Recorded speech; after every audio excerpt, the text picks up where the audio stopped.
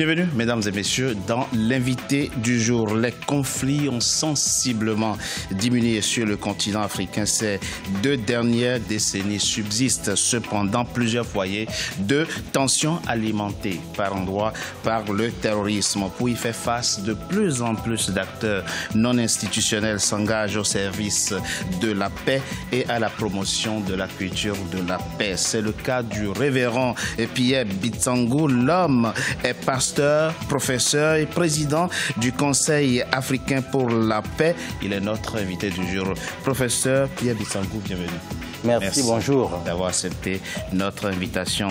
Quelle est la philosophie qui a été à la base du CAP, Conseil africain pour la paix? Le Conseil africain pour la paix a été créé parce qu'on a vu qu'il y avait beaucoup d'événements qui étaient négatifs au niveau de l'Afrique. C'était des guerres. Et j'ai été inspiré par ce qui s'est passé à Brazzaville. Il y a eu plusieurs guerres en un an et j'ai perdu à cause de la guerre plusieurs membres de ma famille. Vous parlez de quelle année? 1997 ou bien avant? Non, avant. Avant, 93. 93, il y a eu des événements douloureux. Oui. Et en 97, j'ai même perdu mon épouse pendant la guerre. Bon, on ne l'a pas tuée comme ça, mais elle est morte parce que quand elle a fui, là où elle est partie dans le village, il n'y a pas de médecin, il n'y a pas de médicaments. C'est bien qu'elle a eu un palu et il n'y a pas eu de traitement, elle est morte comme ça. Parce que les infrastructures sanitaires étaient bloquées. N'existaient plus, c'était bloqué. Il n'y a pas de médecin, il n'y a pas de médicaments, il n'y a rien du tout. Donc tout ça là, je me suis dit, mais ce qui s'est passé, ce n'est pas agréable. Donc j'ai voulu me venger. Mais comme quelque chose me disait, il ne faut pas faire ça.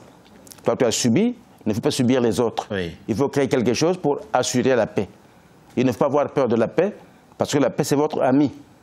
C'est votre parent. Oui. Il faut de la paix. Et c'est ainsi que j'ai été inspiré, j'ai été excité par ça. Alors j'ai créé le Conseil africain pour la paix en Afrique du Sud. D'accord. Alors, vous étiez, on va dire, directement touché par la guerre, puisqu'elle vous a arraché, j'imagine, l'un des êtres que vous aviez le plus cher au monde, votre épouse, mais vous avez préféré choisir la voie de la paix pour que ça n'arrive pas à d'autres personnes. Effectivement, vous disiez ceci dans les documents fondateurs du CAP, le Conseil africain pour la paix. Vous dites, face au drame qui embrase le continent africain à travers le terrorisme, les conflits ethnopolitiques, la répression des manifestations visant l'instauration des démocraties constitutionnelles, les tensions interreligieuses, etc., la nécessité d'organiser une marche internationale en faveur de la paix est apparue dans l'esprit des leaders du CAP. Vous avez donc créé un instrument de promotion de la paix, la marche pour la paix. Qu'est-ce que c'est? Parlez-nous très rapidement de ce la marche pour la paix, moyen, oui. Effectivement, quand on a créé le Conseil africain pour la paix, Oui. il faut qu'il y ait des éléments. Parce que la paix se nourrit de l'éducation. Oui. La guerre se nourrit de sang. C'est ça. Maintenant, il faut endiguer tout ça. Oui. Il faut donc que les gens soient sensibilisés. Lorsque vous êtes dans un pays qui a été dévasté par la guerre, la première chose que vous constatez, c'est qu'il y a beaucoup d'orphelins. Oui. Il y a beaucoup d'enfants mutilés aussi. Et là, vous parlez de marche pour la paix. Oui. Comment est-ce qu'on doit se l'imaginer? Et la marche pour la paix, vous en avez déjà organisé? Oui, cette marche pour la paix. Et vous avez prévu une autre pour les mois qui viennent, dans 2 mois précisément? Oui. Cette marche-là, Oui. elle est partie de Popenguine du Sénégal, à Dakar. Et ce sont des enfants mutilés, des enfants victimes de guerre et de violence, de toutes sortes, issus de plusieurs pays africains. Oui. Ces enfants vont aller de pays en pays. Ils vont parler, je m'appelle un tel. Voici ma photo quand j'étais bien. Voilà, maintenant j'ai été mutilé parce que la guerre est passée par chez moi. Mais c'est vous les adultes qui avez convoqué cette guerre-là.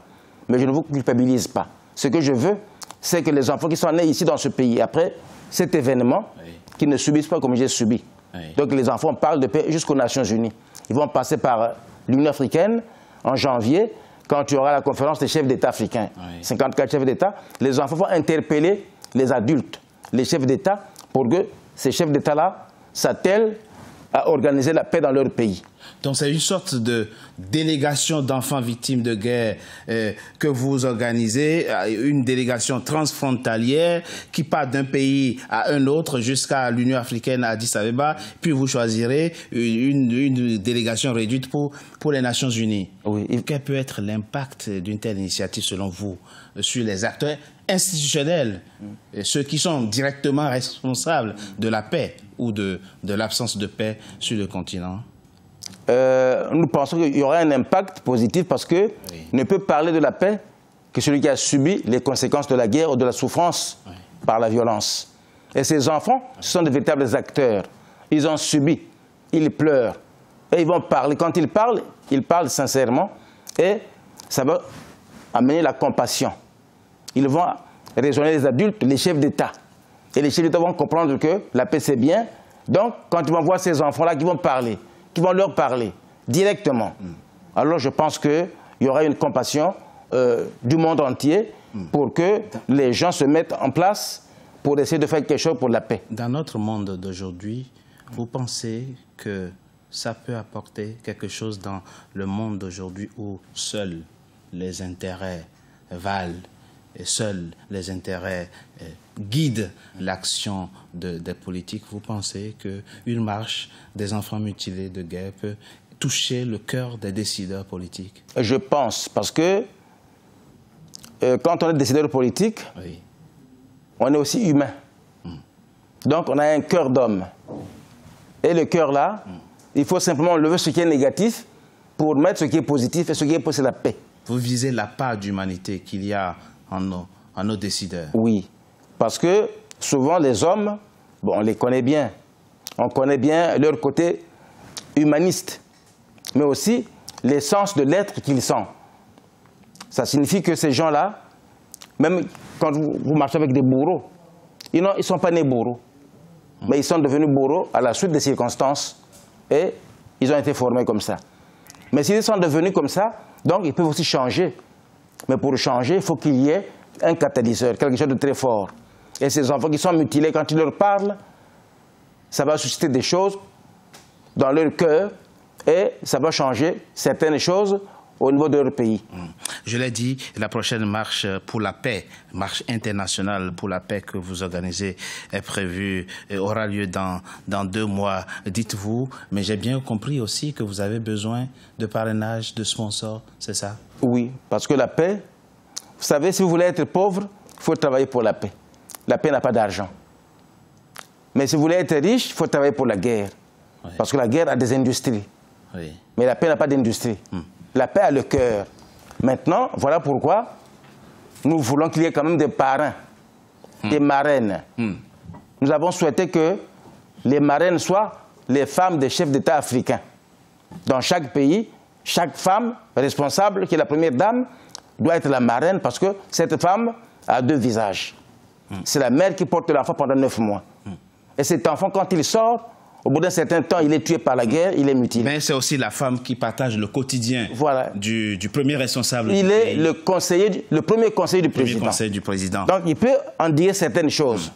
Voilà pourquoi on voulait que dans chaque pays, que les femmes se mobilisent, les premières dames, qu'elles se mettent devant et qu'elles parrainent ce projet. Votre appel est sans doute entendu. Pierre Bitsangou, je rappelle que vous êtes pasteur, professeur, vous enseignez les mathématiques, vous êtes le président... J'enseigne le marketing. Le marketing, pardon, et vous êtes le président du CAP, le Conseil africain pour la paix. Merci d'avoir été notre invité du jour. C'est moi qui vous remercie. Mesdames et messieurs, c'était l'invité du jour. Merci d'avoir été en notre compagnie. À très bientôt pour un nouveau numéro de l'invité du jour.